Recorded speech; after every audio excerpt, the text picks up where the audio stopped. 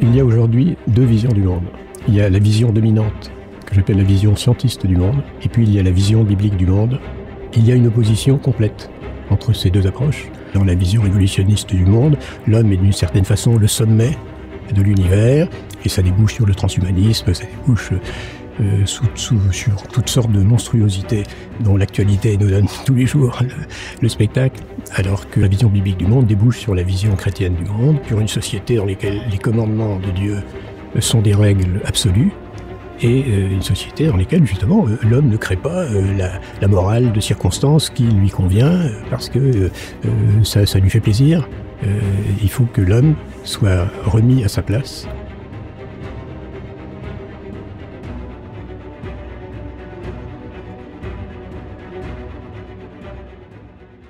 Alors, Maciej Giertych est un généticien polonais qui enseignait la génétique des populations et qui travaillait comme spécialiste des forêts à l'Académie des sciences de Pologne.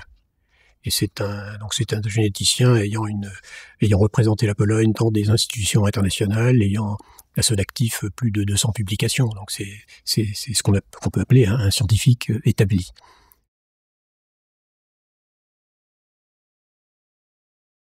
Maciej Giertych, je dirais, comme tout le monde, croyait à l'évolution.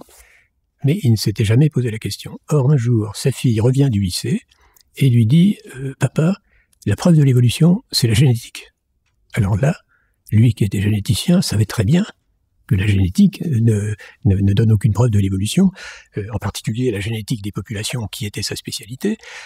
Et alors ça l'a choqué et il s'est mis à réfléchir, il s'est dit « Mais je crois à l'évolution, mais on me dit que les preuves c'est dans la génétique, je sais que c'est pas vrai. Où sont-elles ?»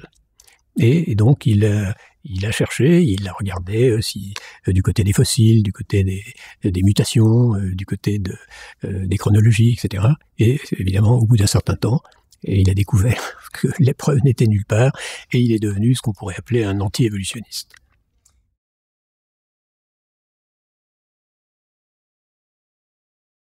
Un anti-évolutionniste, c'est quelqu'un qui considère que l'évolution à laquelle tout le monde croit n'est pas du tout un fait établi, mais une théorie sans preuve.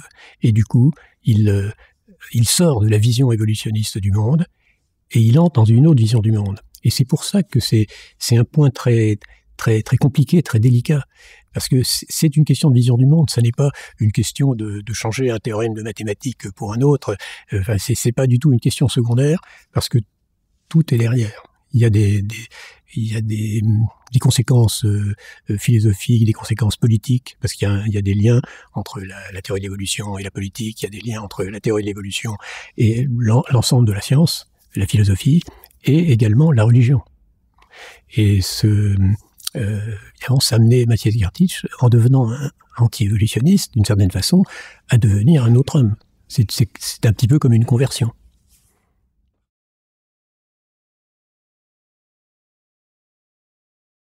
Si on était dans le domaine de la science, le mot évolution serait défini avec précision. Quand on parle d'un ampère, c'est l'unité d'intensité, c'est pour l'électricité, un ampère, on sait ce que c'est de façon précise, et l'ampère à Moscou est le même que l'ampère à Mexico. Quand on parle d'évolution, il n'y a pas de définition précise, au contraire, il y a une confusion volontaire entre deux phénomènes qui n'ont aucun rapport entre eux, ce qu'on peut légitimement appeler la microévolution. Donc la microévolution, c'est cette évolution qui fait qu'aujourd'hui, il y a des dizaines et dizaines d'espèces de chiens extrêmement différents, de taille, de pelage, de comportement, etc. Donc ça, c'est la microévolution, et l'agent de cette microévolution, on le connaît bien, puisque maintenant on l'a identifié, c'est la mutation. Donc la microévolution, elle ne pose aucun problème par personne, elle n'a jamais été niée par personne, et il n'y a aucun enjeu métaphysique, ni quoi que ce soit, ni politique, ni religieux derrière la microévolution. Maintenant, il y a autre chose, il y a la macroévolution. Et la vraie évolution, enfin, ce qui devrait être la vraie évolution, c'est la macroévolution, c'est l'apparition d'un organe nouveau, ou d'une fonction nouvelle, dans une lignée héréditaire qui en était dépourvue. Cette macroévolution, elle n'a jamais été observée. Et je peux vous dire que si quelqu'un, même en laboratoire, crée un cas de macroévolution, il aurait le prix Nobel dans l'année. Tout le monde entier est à l'attente d'une preuve de la macroévolution, mais malheureusement, cette preuve n'existe pas et n'existera jamais, parce que comme le disent très bien John Maynard Smith et Horst Zalmary, qui étaient titulaires de la chaire de macroévolution à Harvard, donc des gens qui étaient payés pour enseigner la macroévolution, ils disent il n'existe aucune constatation empirique ni aucune démonstration théorique que des lignées évolutives puissent apparaître avec des variations importantes au cours du temps.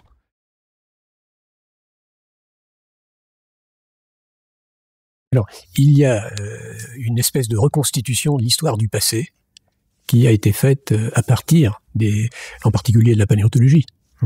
Et ça, je dis pas que c'est presque le point de départ, un petit peu de l'évolutionnisme grand public. L'homme de la rue, pour l'homme de la rue, la preuve de l'évolution, c'est possible, parce que vous voyez, il y a des animaux qui existaient et qui n'existent plus aujourd'hui. Mais les disparitions d'espèces, il y en a tous les ans. Donc, les fossiles non seulement ne prouvent pas l'évolution, en ce sens, l'apparition d'espèces plus perfectionnées que les espèces antérieures, mais c'est plutôt un argument contre, et c'est comme ça que Darwin le percevait. Darwin, dans le fameux livre sur l'origine des espèces, dit les fossiles sont l'objection la plus obvie que l'on puisse faire à ma théorie. Pourquoi? Parce que les espèces fossiles sont aussi stables que les espèces vivantes. On peut les décrire. Quand un paléontologiste déterre un os ou un squelette, il compare ce squelette avec les tables que l'on a et il va donner un nom, comme il donnerait un nom au squelette d'un animal vivant. Donc il n'y a pas il y a ce qu'on appelle stase. C'est-à-dire que les espèces fossiles sont l'objet d'une stase, elles sont fixes.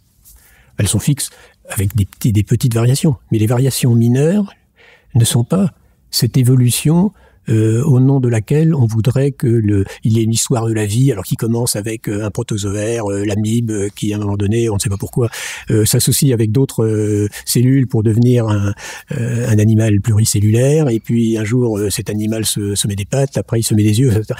Donc cette fresque historique, c'est ce que Jean Rostand, biologiste, qui était à la fois, il faut quand même le dire, membre de l'Académie des sciences et de l'Académie française. Et Jean Rostand a eu cette formule extraordinaire, l'évolution, à laquelle il croyait. C'est des contes de fées pour grandes personnes.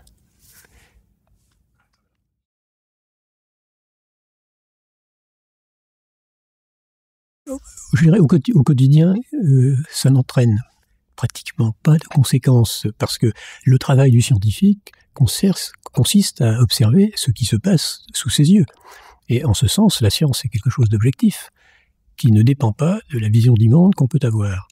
Donc, et c'est pour ça d'ailleurs que la plupart des scientifiques sont évolutionnistes, mais sans se poser la question, parce que ça ne les perturbe pas dans leur travail. Et puis, il y a des domaines dans lesquels il y a une incidence, parce que on utilise l'évolution comme une sorte d'argument pour persuader les gens que la théorie que l'on défend est vraie. Et j'ai un exemple qui me vient à l'esprit. C'est un professeur de médecine. C'était le professeur Seignalais qui enseignait à Montpellier. Ça s'est passé à l'école de médecine à Paris, un jour où il est venu faire une conférence. Alors, le professeur Seignalais est un spécialiste des maladies auto-immunes et il a expliqué dans sa conférence, vous comprenez, depuis le néolithique, l'humanité n'a pas encore eu le temps de s'habituer aux céréales. Donc c'était l'inventeur d'un régime sans céréales, sans pain, sans blé, donc avec beaucoup de crudité, de la viande. Bon. Alors, je ne doute pas que le régime Seignalais ait donné d'excellents résultats sur les maladies auto-immunes. Enfin, énormément de gens ont été soignés et traités par lui. Mais ce qui était amusant et dramatique peut-être dans son exposé, c'était le fait qu'il ne se rendait pas compte de la contradiction entre sa croyance que l'humanité a évolué, dont on dit que l'homme d'avant le néolithique, l'homme très ancien, n'ayant pas la même alimentation que nous, avait été un être différent. Donc, il était vraiment évolutionniste en ce sens que pour lui, l'être humain n'a pas une nature permanente, mais a une nature évolutive. Donc là, il y a, si vous voulez, des cas particuliers où la vision évolutionniste du monde amène le scientifique à trébucher. Mais c'est assez exceptionnel. Donc, la plupart du temps, les scientifiques sont évolutionnistes, comme Monsieur Tout-le-Monde est évolutionniste. Parce qu'il a appris ça à l'école, il ne s'est pas posé la question. Et ce qui est très sympathique chez Matthias Gertitz, c'est qu'il s'est posé la question, il a cherché et il a trouvé.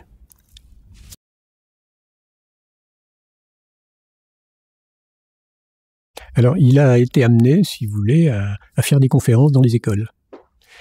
Et donc, bon, il y avait une certaine notoriété en Pologne. En plus, il était membre fondateur de la Ligue des familles polonaises. À ce titre, d'ailleurs, il s'est retrouvé au Parlement européen à Bruxelles, ce qui a eu une incidence, on va le voir. Et c'est en donnant des conférences dans les écoles qu'il s'est rendu compte qu'il fallait un manuel pour expliquer que l'évolution n'est pas un fait, est une théorie, mais une mauvaise théorie, et que le fait, par contre, c'est l'inverse de l'évolution progressive, c'est la dévolution. D'où cette idée donc d'opposer évolution, théorie fausse, et d'évolution, fait scientifique.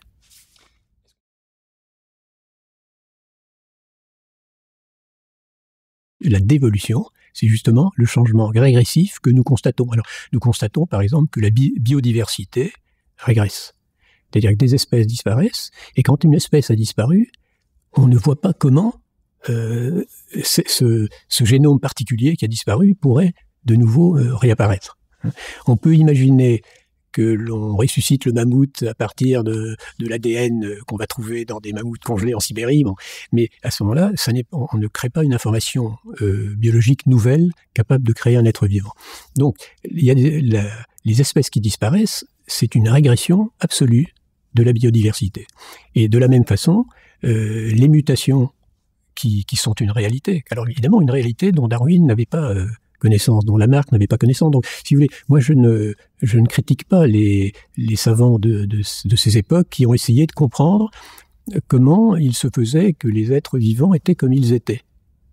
Alors, on peut répondre de plusieurs façons à cette question, mais l'idée de faire l'hypothèse qu'il y avait eu des transformations, et que ces transformations avaient duré très longtemps et donc avaient pu créer des changements majeurs, hein, jusqu'à une apparition d'organes dans une lignée héréditaire, ça n'était pas absurde, et je considère que Lamarck et Darwin sont de très grands scientifiques, hein, des observateurs remarquables, et des gens qui observaient et qui essayaient de comprendre qu'ils avaient observé.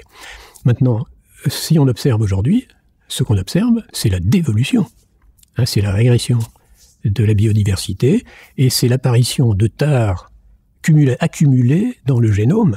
Et alors ça, tout le monde le sait bien, avec les maladies orphelines, avec énormément de maladies qui n'étaient pas connues, qui apparaissent maintenant. Alors, on pourrait dire, c'est parce qu'on a des outils qui permettent maintenant d'observer de plus près le génome que l'on voit ces anomalies génétiques. Ça, c'est vrai, mais il en est cependant qui sont des maladies nouvelles, et qu'on étudie de très près, qu'on peut quantifier. Et si on va jusqu'au bout du raisonnement, on se dit que l'humanité n'en a plus pour très longtemps.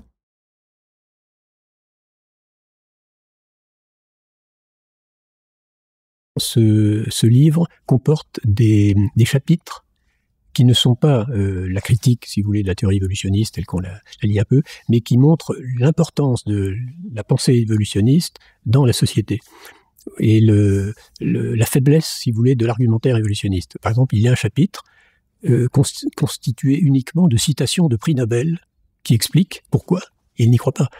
Donc c'est un chapitre très intéressant, parce que pour l'homme de la rue, l'évolution c'est de la science, donc les grands scientifiques sont évolutionnistes, et bon, les prix Nobel c'est quand même des gens qui dans leur domaine sont qualifiés, et un grand nombre de prix Nobel évidemment ne croient pas à l'évolution, alors au sens de cette fresque historique progressive à laquelle tout le monde croit, même si évidemment ils savent très bien que les êtres vivants ont des fonctionnements d'adaptation, de variabilité.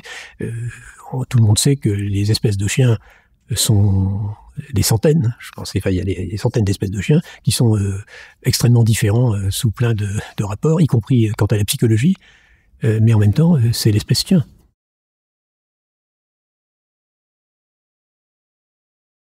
il y a un chapitre très intéressant lié à l'eugénisme, qui montre l'impact en politique que la théorie de l'évolution a pu avoir.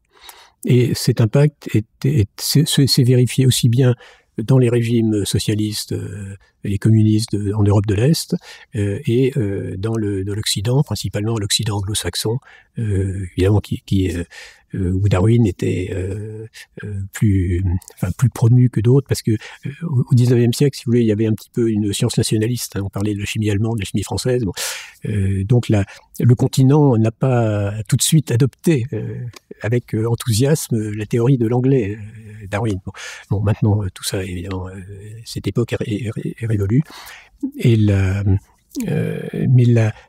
ce que les adultes, justement, vont percevoir, l'intéressant dans ce livre, et que les lycéens, peut-être, ne comprendront pas, c'est de voir comment nos sociétés ont été marquées, et ont été faussées, justement, par une théorie scientifique inexacte. Parce que le problème des théories scientifiques, c'est que l'homme de la rue croit que c'est vrai. Hein, on vit dans une époque où, aujourd'hui, la vérité, elle est détenue, elle est enseignée, elle est transmise par les scientifiques. Donc, que ce soit le nazisme, que ce soit le communisme, les idées évolutionnistes ont eu un impact. Vous avez Rudolf Hess, qui était le numéro 2 du régime hitlérien, a dit « Le nazisme n'est pas autre chose que de la biologie appliquée ». C'est-à-dire, nous sommes des êtres rationnels et cohérents parce que nous appliquons la théorie scientifique de l'évolution.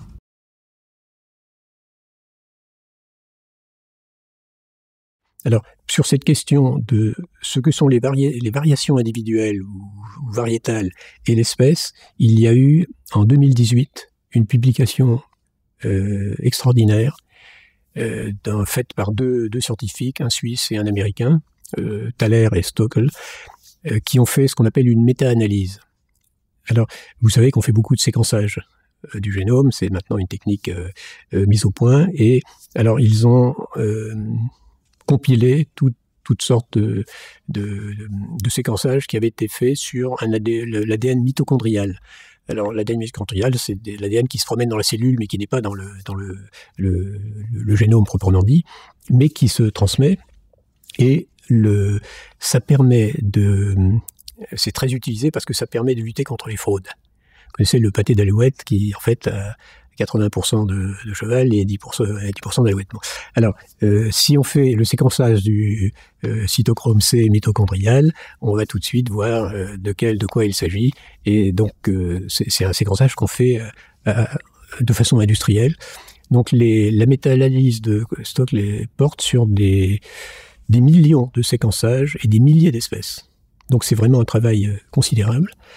Et il y a, bien sûr, entre deux individus, il y a des différences dans le génome. Vous n'avez pas le même génome que moi, on n'a pas le même ADN, on est tous différents. Et on peut mesurer de façon mathématique, très très simple, quantifier la différence entre votre génome et le mien. Donc on prend un gène, une proportion, et puis on regarde pour chaque position s'il y a identité ou différence. Et les différences observées donc entre individus varient de 0,1 à 0,4%. Donc c'est dans l'étude de 2018. Par contre, quand on passe aux différences entre espèces, à ce moment-là, on commence à 4%. Donc alors c'est le point important, il n'y a aucun recouvrement, si vous voulez, entre les variations de génome entre individus et les variations de génome d'une espèce à l'autre. Donc le fossé est complet.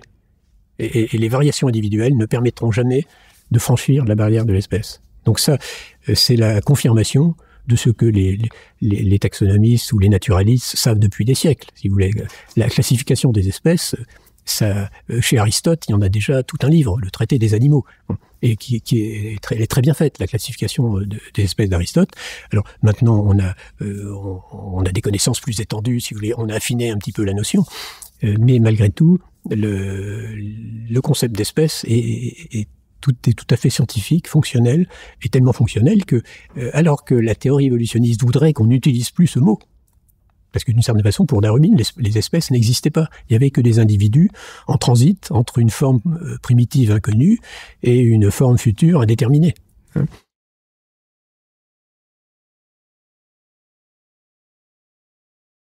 je n'utilise pas le mot créationniste parce que, d'une certaine façon, on n'est plus tout à fait dans la science.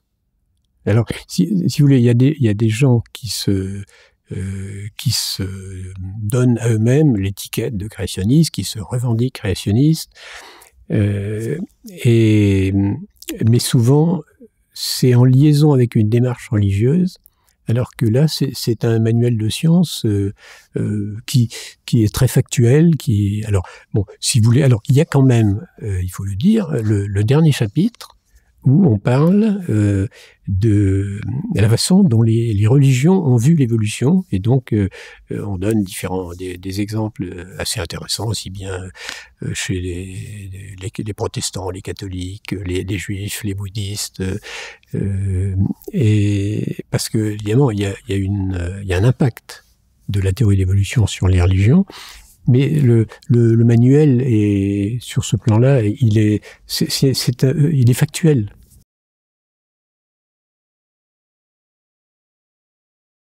Donc cet ouvrage a été destiné aux lycéens, mais en même temps, il intéressera les parents et même tout le monde. Et une anecdote que je peux vous raconter, traduire un manuel, c'est un gros travail. Et bon, il y avait une phrase ou deux dont je n'étais pas tout à fait sûr, et je connaissais donc une polonaise que je suis allé trouver, et en lui disant « Est-ce que vous pouvez me confirmer la traduction de ces deux phrases ?» Ce qu'elle a fait très volontiers, puis c'est une personne qui, évidemment, en réalité elle est polonaise, mais elle est née en France et elle est enseignante à l'université, une personne cultivée. Et pour la remercier, une fois la traduction terminée, je lui ai passé l'ouvrage, l'original polonais, en lui disant, écoutez, on se revoit demain, vous me le rendrez. Et puis en fait, le lendemain, il n'a pas du tout rendu le livre. Il a dit, non, je le garde, j'apprends plein de choses, ça m'intéresse beaucoup. Elle l'a gardé pendant 15 jours, et elle disait, mais vous me le rendrez.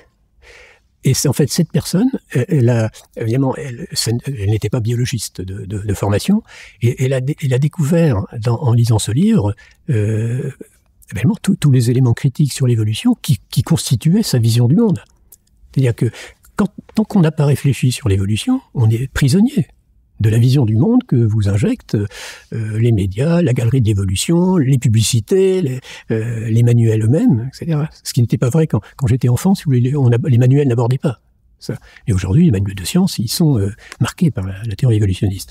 Donc, c'est une cure de désintoxication, à la limite, que les lecteurs vont entreprendre en lisant ce livre, et en même temps, bon, parfois il y a un côté pénible dans les cures si on s'interdit de faire des choses qu'on aimerait faire, mais là c'est pas du tout le cas, parce qu'on apprend, et on apprend et on comprend. Alors la joie de comprendre en apprenant, c'est quelque chose d'extraordinaire, et je pense qu'une des qualités de ce livre, justement, c'est qu'il explique les choses simplement, mais de façon en même temps techniquement exacte. Si vous voulez, c'est très difficile. La vulgarisation est quelque chose de très difficile. Et en général, si vous voulez, quand des journalistes font de la vulgarisation, évidemment, l'homme de science qui lit l'article, ça le fait rire, parce qu'il voit très bien que le journaliste, en réalité, n'a pas compris. Enfin, il répète des choses, mais il ne sait pas vraiment ce qu'il dit.